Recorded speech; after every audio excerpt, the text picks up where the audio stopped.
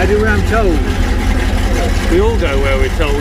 Yes. I had one of these just a couple of years back as a tour, weren't you? Oh, nice, Yeah.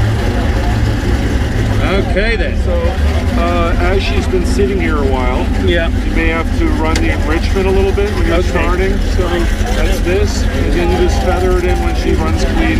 Okay, There'll be a white perfect. light that comes on, and you'll see it, you know, and then just kind of she'll sputter. Give it a little feather. Yeah, I mean you can start her now if you want a little bit. Just whatever.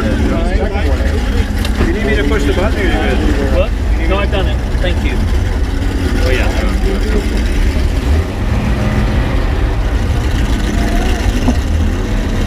Spits a little bit, that's just fine. What is great? Well, it should be a bit of fun, Stirling. Here we are. This should be. myself before we go. What? I bloody hope not.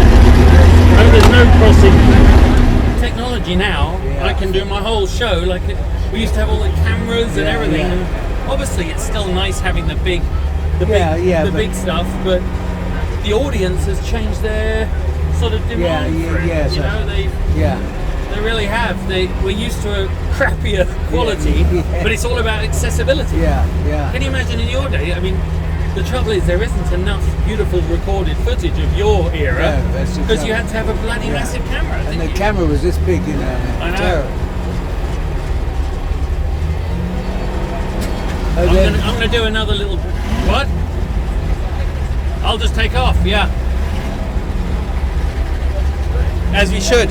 I'm gonna do another little pretend open instead, that in case Right. that one didn't.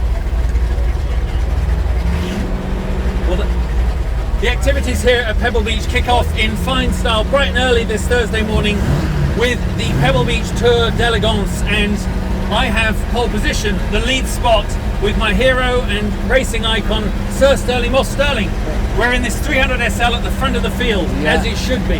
Absolutely. I mean, this car is a lovely car to drive, but the racing for the SLR was magic, the most magic car ever built. It must have been incredible to drive. And of course, here we are. Thousands of people turn out to see it, because this really embodies the spirit, doesn't it, of this week of events. Exactly. I mean, everybody comes here, they're so enthusiastic, they follow the sport, you know, and they know each other. It's a great occasion. Yeah. Great occasion. Okay, so I'm going to be your chauffeur. I never thought it would happen. It's actually our Right. second time Yes, driving you right. in a I've got more trust now. Oh, okay, thank you. Well, apparently with age, your senses aren't quite so nervous. I know. Okay. Well, there's always been pretty girls holding the go button.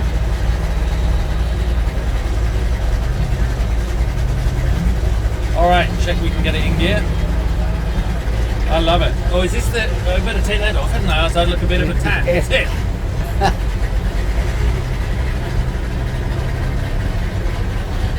They built one of these, you know, or this one has a low centre pivot on the back end. It's a different back end to one. He did build a one racing one. Off we go. And this isn't so bad. I'm just going to pretend they're waving for me, Stirling. I'll get down under there now. I mean, How wonderful. Well, this is cracking.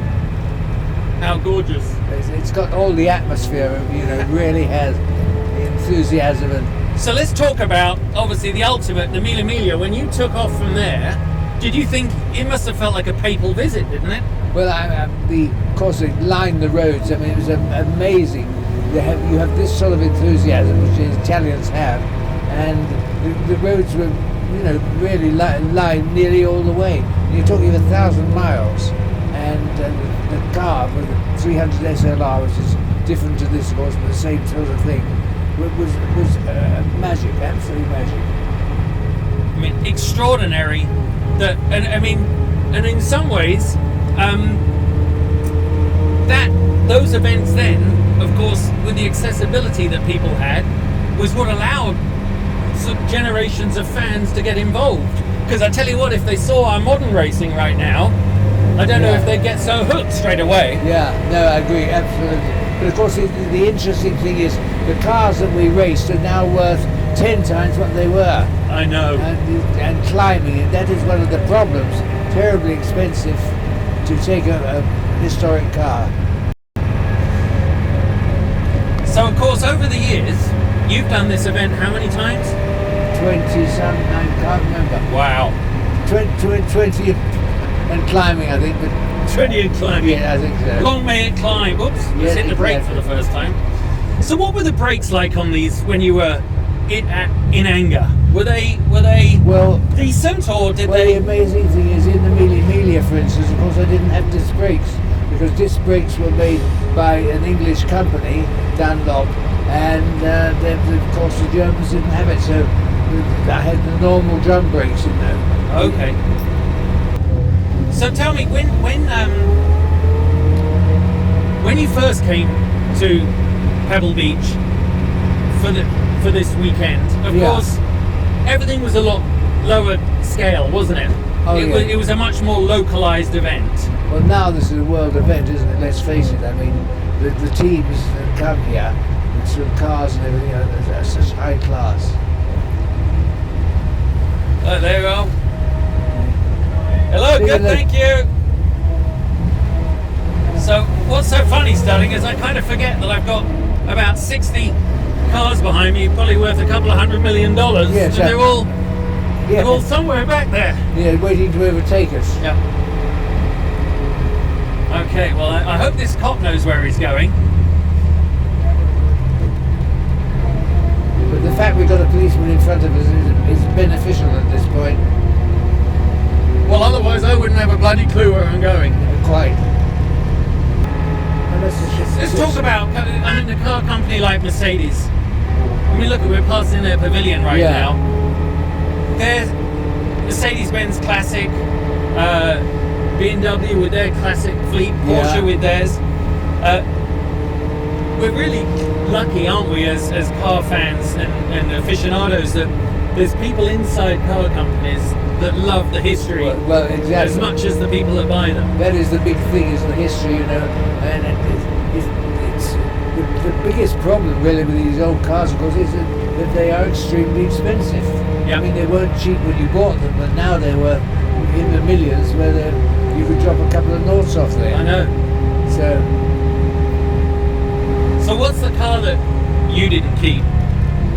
well, I didn't. You had a few though, didn't you? Well, I had a 250 Maserati. Yeah. And a 2.5 litre, and which, because my father had gone to Mercedes and said, would they test me out? And he said, well, we've seen him driving pretty awful cars, we'd like to see him in something more competitive. Oh. So that's why we bought the Maserati. Okay. That would have been nice to own now, wouldn't it? Oh yeah, very nice. I mean, that's now worth over 5 million. Whoa. You know, it's extraordinary, really. Look how beautiful this place is. Now you imagine racing on this road. Which they This did. is the road they were on, wasn't it? Exactly. And I just sort of say, you know, it's fantastic. To think of sort of coming along here, 120 miles an hour, taking this, you know, unbelievable. Absolutely unbelievable. Can you imagine these bumps? You're braking, the car's going light. Yeah. You've got to get back on the power as you go through someone's front door. Exactly.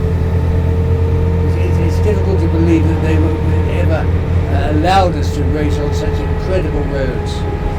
But wasn't that the essence of the era before you and the one that you were through to the tail of? Is that it was a little bit of the Wild West, wasn't it? Yeah. There well, was no it wasn't heavily regulated. No, So no. every idea was almost the first time they come up with it. Yes, Which exactly. means you can get away with it. Yeah, exactly. How phenomenal. Beautiful stuff. But you see, the SLR, which was the racing version of this, I mean, that darn thing would do 185 miles an hour in the Mille Miglia. And just thinking of any country allowing you to close the roads off and then race on it is beyond my imagination. Beyond, You know, I know. absolutely beyond. And So what was the biggest... All right, I've got 10 questions in my mind that I've never asked you. yeah, We all know about how amazing the Mille Miglia went. What was your biggest, hairiest, scariest moment of the race? Four. All I can tell you is driving flat out. The big problem I had as a driver, the first car, remember, went at 9 o'clock at night, every 30 seconds. And at midnight they went at every minute. And I went at 7:22 in the morning. So if you add that all together, you're talking of something like over 1,000 inches. What? Now you can imagine that how many people actually had the expertise and skill, to drive cars of this type, or more racing this, if you like. It's staggering. So it was a bit hairy when you came across some of the real amateurs. Well, yeah, the big problem, don't forget, of course, there's no flag marshals, because if the guy put a flag out, they would make no difference. What do you think the best quality a great racing driver possesses?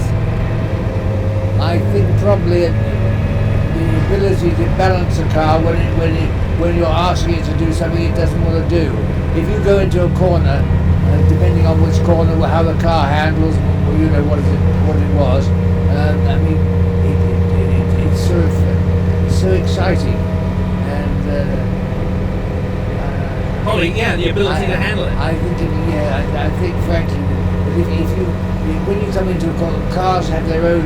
I mean, you get certain cars that oversteer, some understeer, some do both.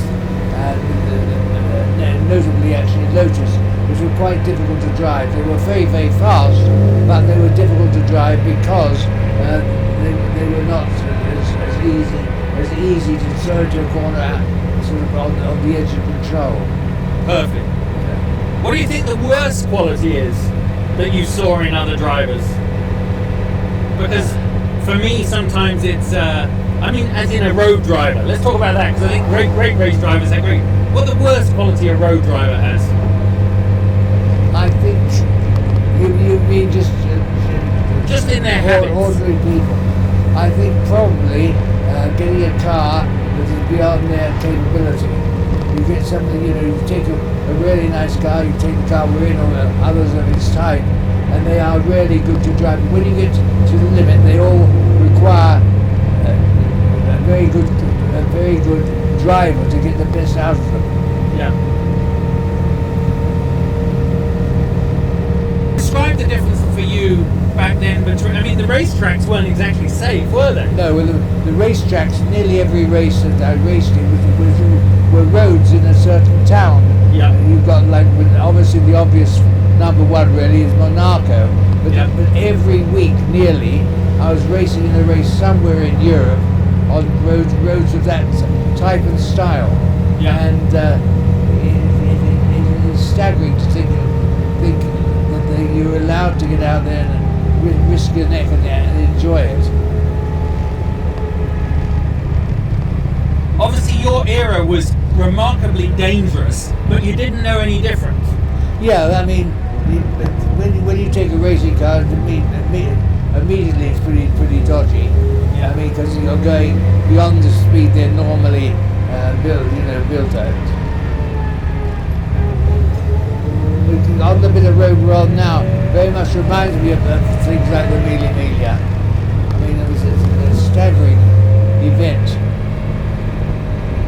And of course, that ability to read the road as it's unfolding to you is a great gift, isn't it? Well, the point was, what you got to realise, I did it with a guy called Dennis Jenkinson, and Jenks was 3 times world champion in a sidecar, and I asked him to come with me, and we made notes, which I think we called the toilet roll, which I think was 20 metres long. Yeah. And when we started from the start line down the grid, once we got outside there, then I was totally reliant upon his hand signals to tell me what this corner is like that we're coming up to now. Yeah, brilliant. And that really set the scene, didn't it, for rallying, world rallying, the rest absolutely. of them? Pace notes, they call them. Yeah. And it's the interpretation between the driver and his passenger, and what the passenger's level of fear and all those sorts of things come in. What was it like being famous back in the 60s when there was no social media? It was good old-fashioned news and TV, and there were some pretty big pop culture icons, weren't there? But you were a famous man back then. Was that a fun time to be famous? Oh yeah, any time's a fun time to be famous.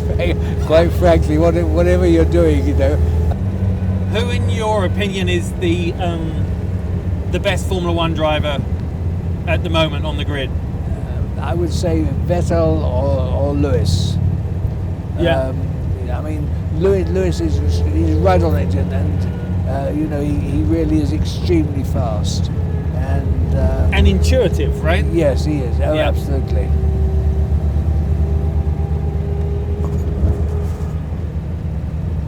Sometimes people say, Stirling, about this generation that they go so fast or they can push it so hard, obviously because of technology and because of safety. But in the end, a driver will push as hard as he can in the car, a great driver, in the car he's in at the moment. Do you think? Yeah. Oh, absolutely. I mean, as a driver, the first thing you've got to do is learn what sort of skill you have. Yeah. If you find that you're able to be a little bit quicker than another driver, then obviously it's a positive thing, and you work on that until you get to the position where the car is part of your body, and you use it to go round corners and oversteer in certain places, because that makes it easier to control the car as it goes out of the corner. All sorts of things. I mean, the greatest sort of racing, the racing I was brought up with, of course, was road racing on actual roads like this, and they're fantastic. It's lovely how people all come out to watch as we drive around. Yes, there's a lot of enthusiasm here, I must say. Yeah. What do you think some of your old mates from back in the day would have made of this? Cars they used to race, cars that some of them died in, you know, equivalent. Oh, a lot. I mean, that was one of the problems with motor. One of the unfortunate things is we'd lose, you know, 2 or 3 drivers a year at least. Yeah. And that was one of the awful byproducts of motor racing. But I mean, one always, to be able to do it, you had to feel, well, I am confident to this point, and I'm not going to be over. The thing that would be difficult if you go into a corner too fast and you don't know how to control the way the car sets itself up. It's difficult to work on. How did you personally reconcile your people around you dying and you not dying? You just believe? I just believe, well, you know, if it had been me, I'm sure I wouldn't have turned in here. I'd have turned in a little bit later, or I'd have braked a bit later, or you always can find some excuse of why, if it was you hit a puncture in the middle of the fast S's or something. Yeah.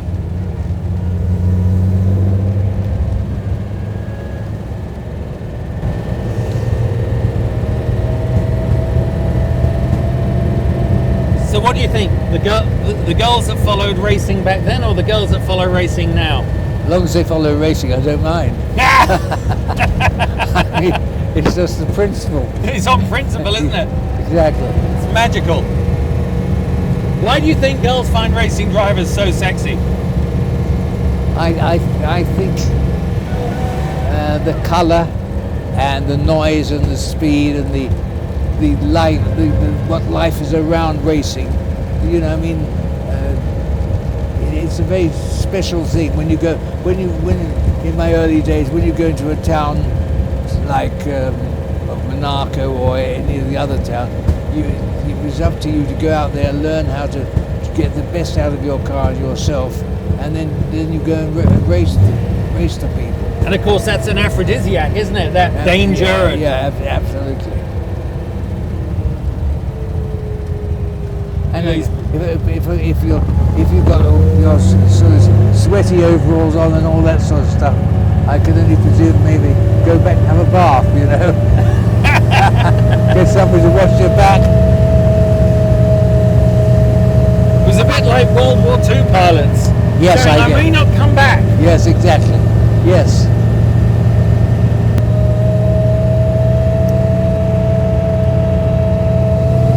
lovely sound, wasn't it? I haven't accelerated Yeah. yet, but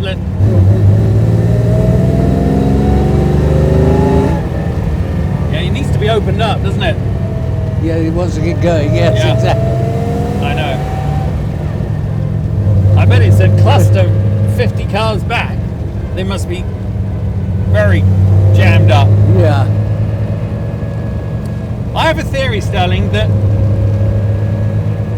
I guess the world has to go this way, one way or another. It's becoming a very safe place in you know, in terms of technology. Yeah. I don't think politically it's safe, but you know, culturally it's safe. But you know, cars have become safe. It's a very homogenized world some people would have us live in, which is why I think there's this rise in popularity of X Games sports, fighting. You know, almost we're going back 1,000 years. Do you think that's true? Do you think there's some truth that human I'm nature sure requires? being in a Colosseum, you know, and you have one man fighting another with a sword and this sort of deal. I mean, that's been around for a very long time. I don't think it's there now, but it certainly was around a long time. And that is, of course, at the root of human nature. We like to see people compete and win. Yes, exactly.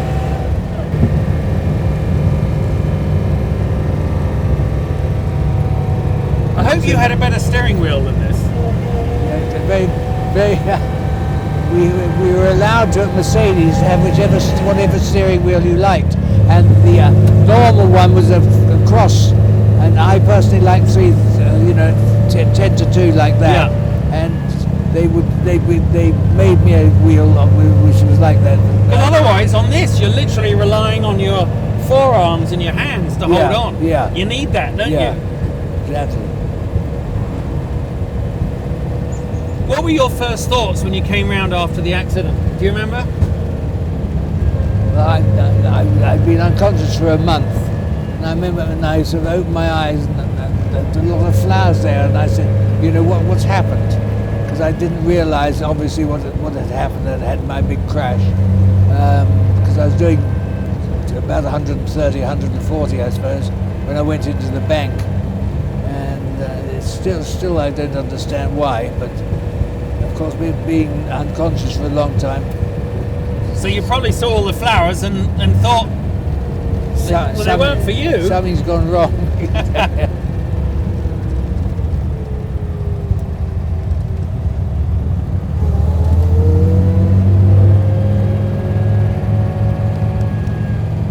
It's amazing, really. People will just come out with their cars to drive around. I mean, there's something very special about a competition car. Something that people can identify with, because it's why people love the fastest cars of today, isn't it? They love and today, compared to back in the 60s, the average car didn't have that great a performance, did it? No, exactly. Now, everything's 300 horsepower is nothing now. Yeah, exactly.